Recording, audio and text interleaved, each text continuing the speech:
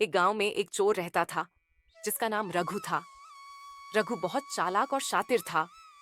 वह चोरी करने में माहिर था, लेकिन उसकी एक खास बात यह थी कि वह कभी किसी गरीब का सामान नहीं चुराता था।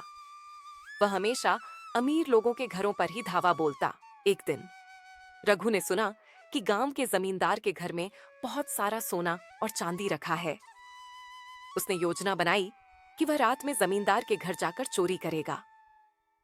रात का अंधेरा होते ही रघु ने अपने औजार लिए और जमींदार के घर की ओर निकल पड़ा।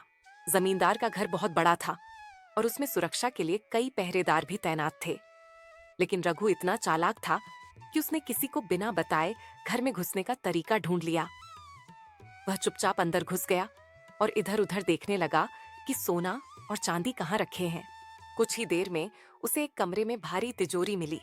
जैसे ही उसने तिजोरी में से सोना और चांदी निकाला, अचानक एक आवाज सुनाई दी। रुक जाओ। रघु चौंक गया।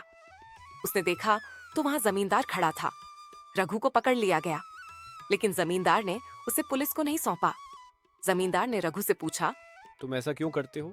रघु ने उत्तर दिया, मैं चोरी इसलिए करता हूं क्योंकि मैं गरीब हूं और मेरा परिवार भूखा है। लेकिन मैं कभी किसी गरीब का सामान नहीं चुराता।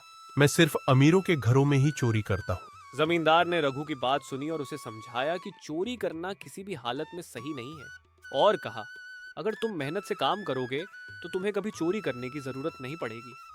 रघु को अपनी गलती का एहसास हुआ और उसने चोरी छोड़ने का वादा किया। उसने ईमानदारी से काम करना शुरू किया और धीरे धीरे उसका जीवन बेहतर हो गया।